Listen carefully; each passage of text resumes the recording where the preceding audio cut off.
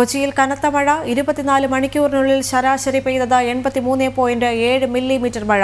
കളമശ്ശേരി, തൃക്കാക്കര, മൂലേപ്പാടം എന്നിവിടങ്ങളിൽ വെള്ളം പൊങ്ങി. ആളുകളെ മാറ്റിപ്പാർപ്പിച്ചു.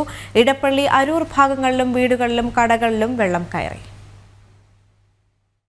കൊച്ചിയിൽ ഇന്നലെ വെള്ളം കയറിയിടങ്ങളിൽ ഇന്നും വെള്ളം പൊങ്ങി.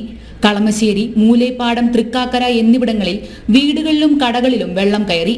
കാക്കനാട് പടമുകളിൽ വീടിന്റെ ചുറ്റുമതിലിടിഞ്ഞ് കുളത്തിലേക്ക് വീണു. വീട്ടുമുറ്റത്തുണ്ടായിരുന്ന കാറും കുളത്തിലേക്ക് വീണു. പുത്തൻകുരിശ്, കോലഞ്ചേരി ഭാഗങ്ങളിലും കനത്ത മഴ പെയ്തു. വെള്ളം കയറി ദേശീയ പാതയിലടക്കം ഗതാഗത കുരുക്കുണ്ടായി. നായരമ്പലം പഞ്ചായത്ത് മംഗലശ്ശേരിയിൽ ലളിതശങ്കർ നാരായണന്റെ വീടിനു മുകളിൽ തെങ്ങുവീണ് ഭാഗികമായി തകർന്നു. കലൂർ JLN സ്റ്റേഡിയം ഭാഗവും വെള്ളം കയറി. കനാലുകളിലെയും ഓടകളിലെയും മാലിന്യം നീക്കം ചെയ്യാത്തത് മൂലമാണ് മഴ ശമിച്ച ഇടങ്ങളിൽ പോലും വെള്ളക്കെട്ട് മാറാത്തത്.